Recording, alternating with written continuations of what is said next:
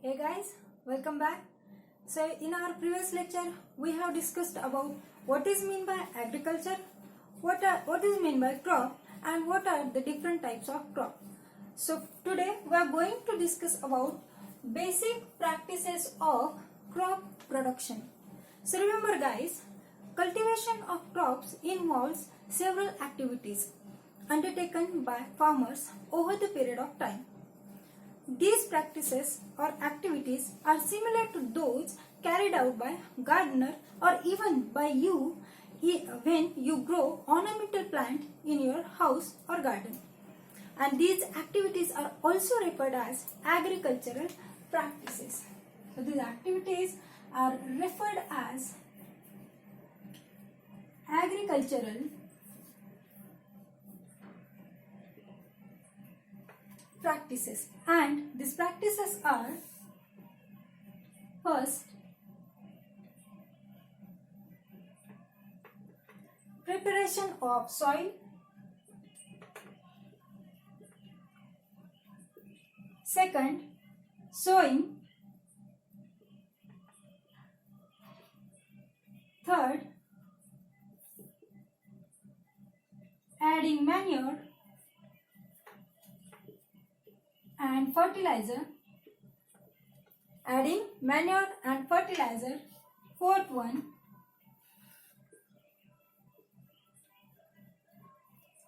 irrigation; fifth one, protecting from weeds;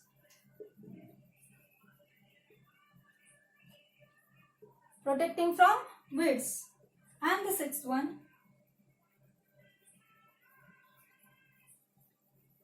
harvesting,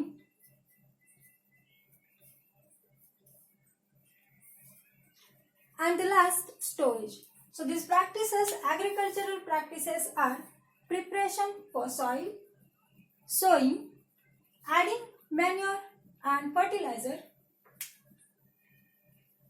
irrigation, protecting from weeds, harvesting, and last one, storage. So for today we are only going to discuss about preparation of soil. So let's move towards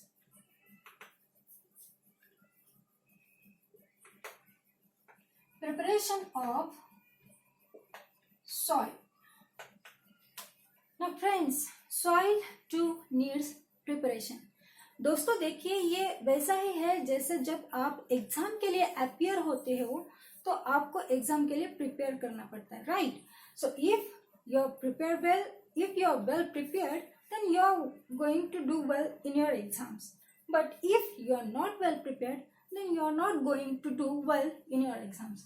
So in the similar way, soil too needs preparation, and it includes a preparation के लिए activity जो लगती है वो activities है plowing,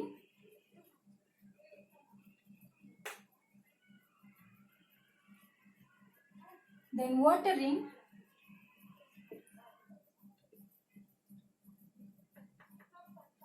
puddling, and the fourth one, leveling. Okay, so the activities for soil preparation, it includes plowing, watering, puddling, and leveling. So now we are going to discuss about the first activity, that is plowing.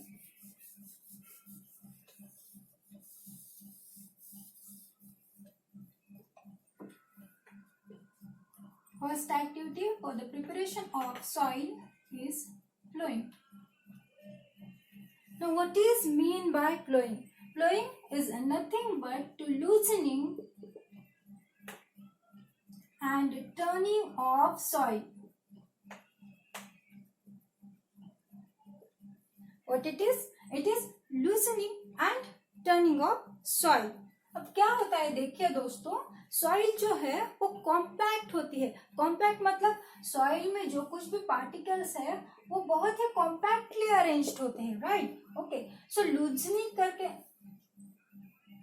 सो जब हम loosening करने वाले हैं तो क्या होता है कि प्लोइंग करने की वजह से ये जो पार्टिकल्स है उसमें डिस्टेंस इंक्रीज होता है। ओके, अब डिस्टेंस इंक्रीज करके क्या करेंगे, क्या होगा डिस्टेंस अगर इंक्रीज करेंगे, इसका मतलब हमें अब इम्पोर्टेंस देखना है प्लोइंग का।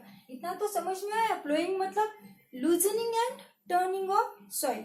ओके, नाउ अभी ये प्लोइंग करके हमें करना क्या है, ये जो डिस्टेंस है सॉइल पार्टिकल्स में ये इसे इंक्रीज क्यों करना है। Now the importance of ploughing देखेंगे अब इसमें। ओके, सो ये जब सॉइल के, समझो अगर ये सॉइल के पार्टिकल्स है और उसमें अगर डिस्टेंस इंक्रीज हुआ तो उसमें वो स्पेस क्रिएट हो जाएगा, राइट। अब जो स्पेस क्रिएट होगा वो फील्ड होगा एयर से, इसका मतलब soil becomes airy, soil becomes airy. क्यों हुई soil airy, because of ploughing. Ploughing करने की वजह से क्या हुआ, लूजनिंग। फ्लोइंग मतलब loosening and turning of soil, right. अब लूजनिंग हुआ मतलब पार्टिकल्स में, सॉइल के पार्टिकल्स में डिस्टेंस बढ़ गए और सॉइल के पार्टिकल्स में डिस्टेंस बढ़ गए, it means soil becomes Airy now. अब सॉइल एयरी हो गई है तो क्या फायदा होगा, उससे क्या होगा, it leads to, it promotes the growth of earthworm as well as microbes. Growth of earthworm and microbes.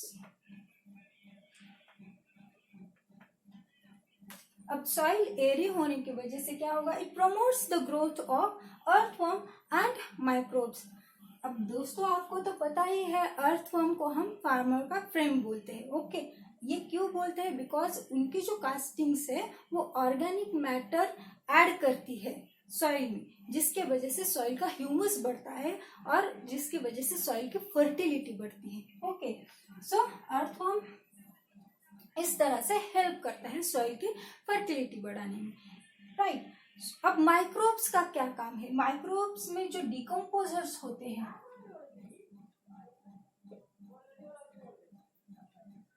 Decomposers, they decompose the dead and decaying matter.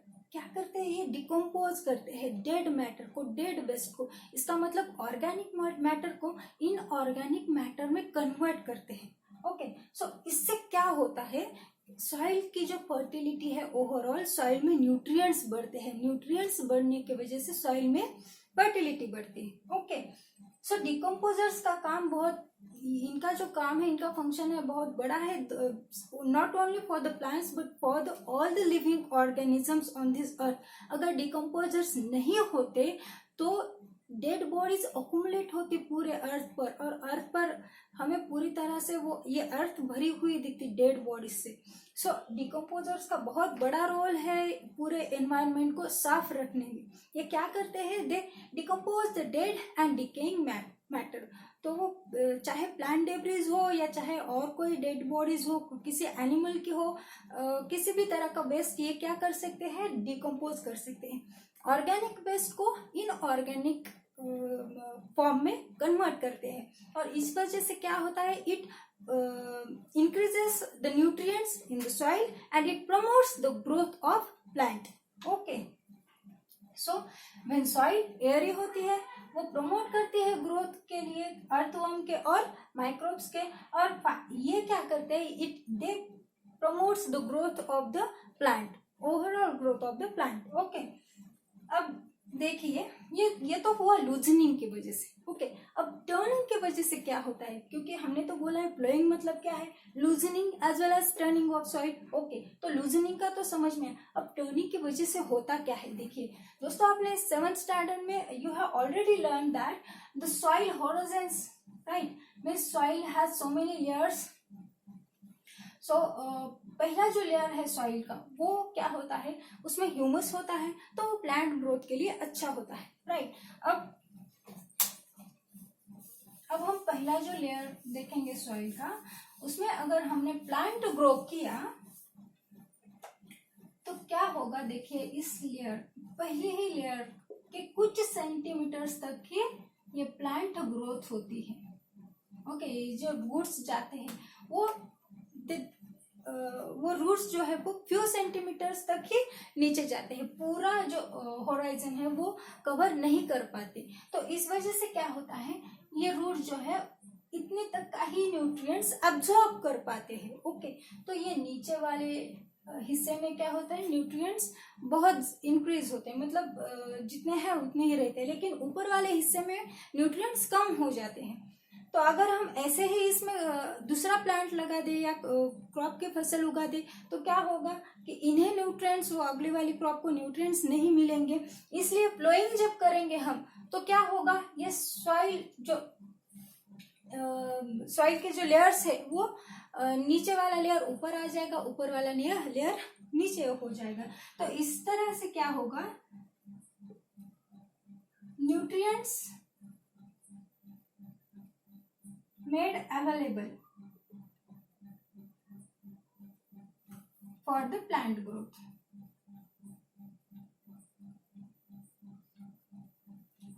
सो जो सॉइल में जो न्यूट्रिएंट्स है, उसके लेयर में जो न्यूट्रिएंट्स है वो क्या हो जाएंगे, अवेलेबल हो जाएंगे प्लांट के ग्रोथ के लिए। ओके, सो प्लोइंग की वजह से ये सब होगा। सो अल्टीमेटली हमें क्या मिलेगा, क्रॉप की यील्ड जो है वो हमें अच्छी मिलेगी। Okay, so ploughing it means loosening and turning of soil.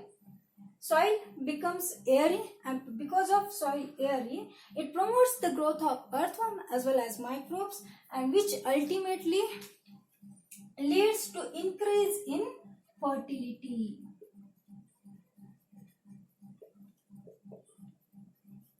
क्या होगा, it ultimately leads to increase in fertility and it leads to more crop yield. हमें मतलब है इससे more crop yield से। ओके,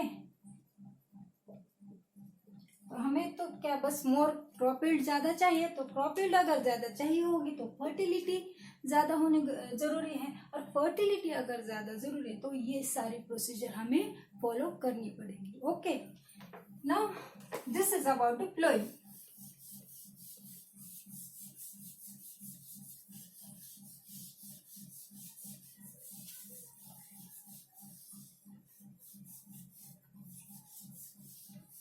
अब देखिए दोस्तों, प्रिपरेशन ऑफ सॉइल के एक्टिविटीज में मैंने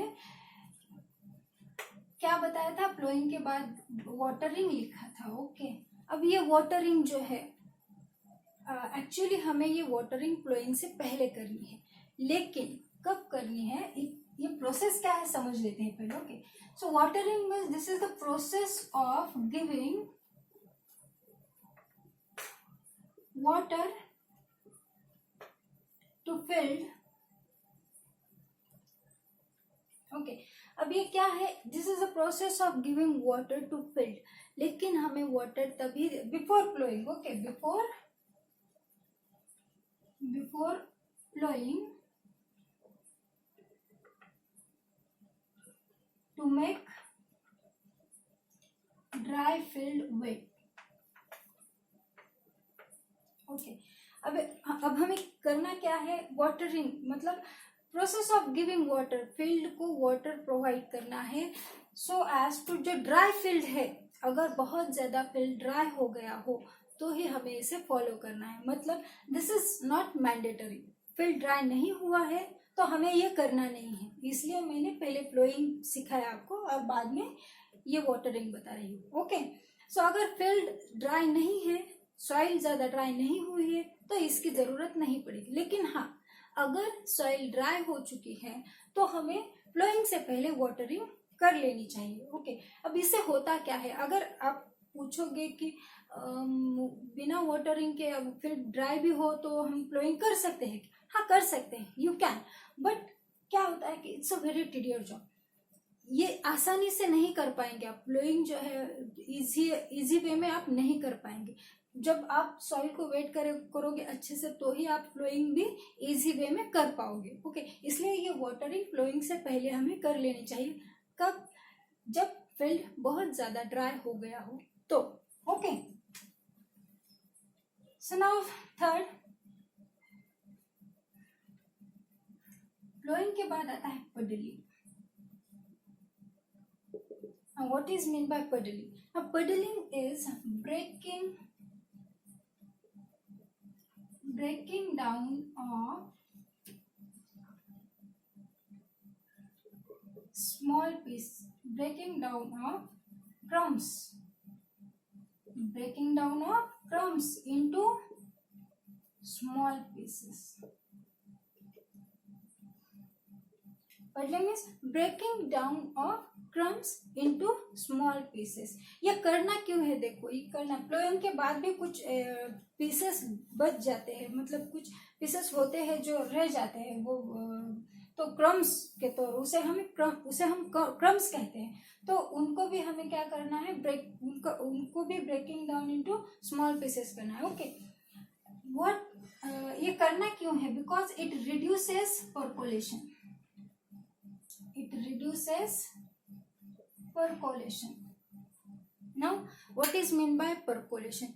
It is a process of liquid which passes through the filter. Okay, simple way में कहेंगे तो हम ये क्या है? Seepage of water. Seepage of water हमें रोकना है दोस्तों। क्यों रोकना है?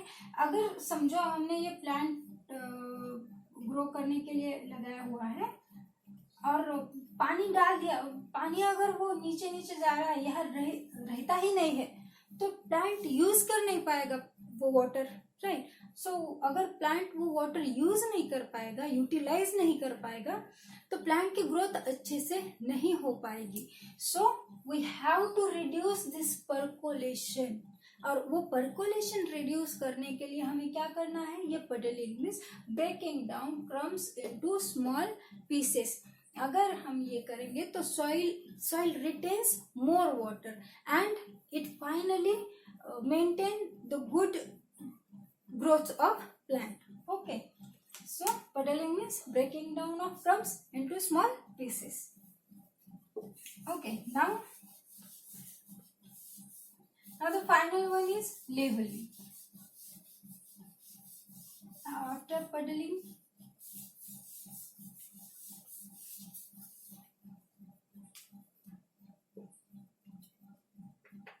लेवलिंग। अब लेवलिंग क्या है? Levelling is just the flattening of soil और फ्लैटनिंग ऑफ फील्ड,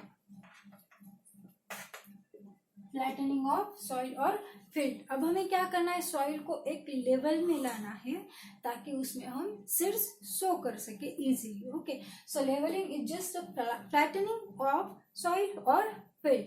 सो ये पूरी प्रोसीजर्स है प्रिपरेशन ऑफ सॉइल। क्या क्या देखा हमने?